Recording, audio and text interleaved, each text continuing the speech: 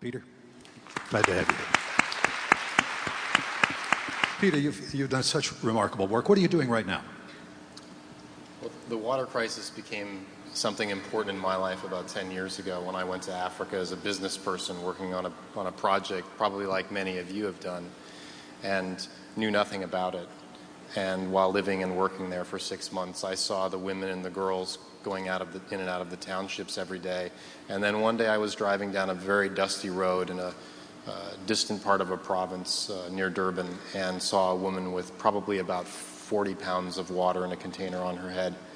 And she wasn't near any place that I could discern where she came from or where she was going, but it was that moment that said to me, there's something that has to be done about changing her life and changing the lives of all of these other women and girls and people who they're bringing water to. And Ethos Water was the result of that, and that company now lives within Starbucks, and they've scaled it and made it something that can generate millions of dollars. And it was about the middle of last year, I went to visit one of our programs in Kenya and Tanzania and saw the gaps in the programs and saw the places where schools that were 1.5 miles or 2 miles away from places where we had installed wells and latrines didn't have water that they needed. And so I've started another organization to directly raise money from the public to enable the public to participate in funding water programs that Ethos has already dumped millions of dollars into. And these will fund individual investments within those programs. And the organization is called Giving Water, and that's one thing that I'm doing. I'm also working on another social venture now that is not ready to be revealed, but it's on a different major global problem. Wait a minute, I'm a reporter. What is this? Come on. We're going to break a story here today. You're not going to tell me, huh? I've never had this opportunity. I can't reveal it. I'm sorry. and the third thing I'm doing is working with other social entrepreneurs to help them figure out how to translate their passions into actual on-the-ground ventures. Now we're in the middle of this maelstrom. There are boulders coming at us from every direction in the financial world. First of all, is the impact immediate on your own projects? And secondly, have you any suggestions for our walking through that minefield? Well, I'm not an expert on the global financial crisis, although I think we're all becoming experts pretty quickly because everybody's being touched by what's happening. I think what's important, I think, to realize is that the relationship between what's happening to you in your homes, what's happening to your retirement accounts, what's happening to your investments, has an impact around the world, not only in OECD wealthy countries, but in probably more importantly in countries where democracy is not thriving the way that it is here, in countries that do depend heavily on aid and NGO interaction, that do depend on intervention from countries here in North America and in Europe. And so what's happening in our lives is multiplied in the lives of people who have much less stability to rely on. And in terms of the capital markets, certainly entrepreneurship, I think you've heard this repeated, certainly we have in the United States quite a bit over the last 6 months, that entrepreneurship is the engine of the economy, and when entrepreneurship is squelched, it's hard for the economy to become healthy again. And so right now, investors are nervous, venture capitalists are nervous, and so investment capital is hard to come by. That doesn't mean that entrepreneurship stops.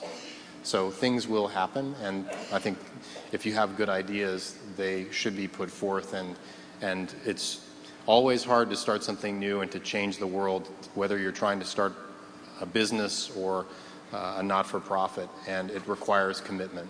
Well, your own story, you had a terrible time getting your idea started, didn't you? It started on a napkin, isn't that right? Started on a napkin, and 2.5 years later we had funding, and I wrote myself a paycheck. I would never have started a water company unless it was about a mission. And so this wasn't necessarily an industry, it was that I was so interested in. It was a passion that I was interested in, and I think that I believe that passion could provide people hope, and I believe that it could provide them information, and it could create a new space in the market, and that they needed this. And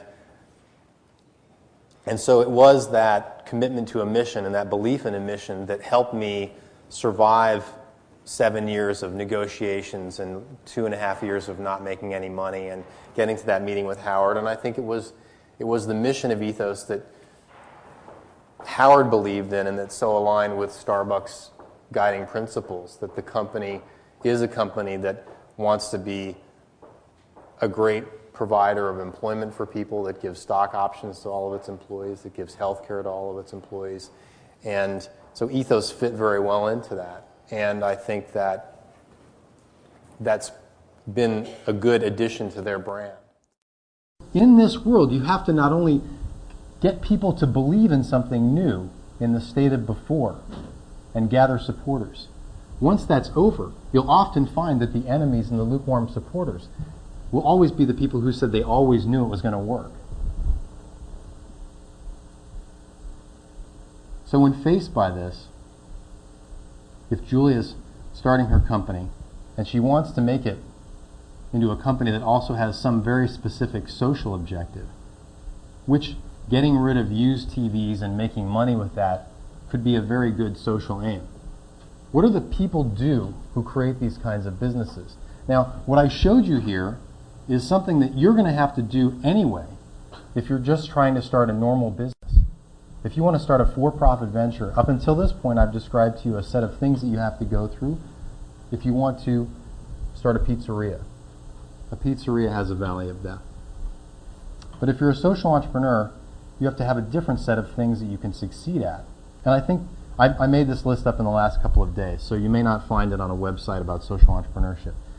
But the first one is that you embrace a deeply moving personal experience, allowing it to guide you, like the one that you had here, like the one that she said moved her.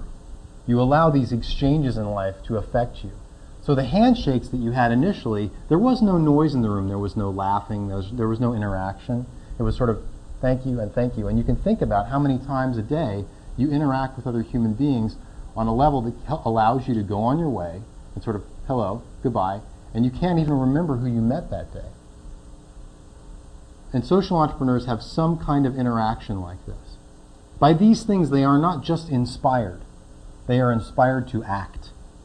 They choose action over talking, over discussion, over conferences. They do.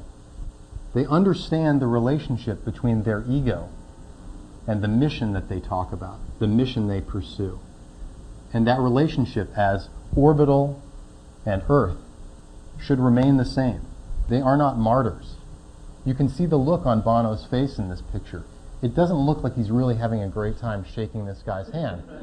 But he knows what he wants, right? Doesn't mean he has to go yachting with him, but he knows what he needs and he knows what he wants, and he's a social entrepreneur and he's going to do it. You challenge the common wisdom because you have courage from your convictions and you have a sense of obligation to spread the word, not only about what you have done or what you are trying to do, but also about the idea that society needs to benefit from the bright minds in the room. Well, why does this matter? It matters because people like this are entrepreneurs. He's a great example. And when I was trying to think of somebody, I was trying to think of who is somebody that you may or may not agree with his politics, but he is definitely doing things that are different. I mean, last night it was really interesting. You could see the enemies and the lukewarm defenders when the pundits were talking about his economic package on TV. You could see people saying, well, on the one hand, he's got almost no votes on the one side, but on the other side, the Democrats in Congress are really not, they're really not happy about the idea that they have to play along with the Republicans because they have the votes. They just want to force their way forward, which isn't necessarily what he was talking about when he stood up and gave his address 3 weeks ago. So I want to ask you a question, and if this was the last thing that you remembered in this presentation and I stop talking now, I think this is what's really important. The question is, are you living your life in a way that allows you to have those long 7-second handshakes? Are you allowing yourself to come into contact with people, absorb it, and think about how to use yourself to the benefit of society? And I'm saying if you're not, you should, because those kinds of experiences in life lead to this. And I am not a big smiler. And so I think, you should think about, are you living your life in a way that goes beyond your spouse, goes beyond your kids and your grandparents? Are you part of your community, and what are you doing to make a difference?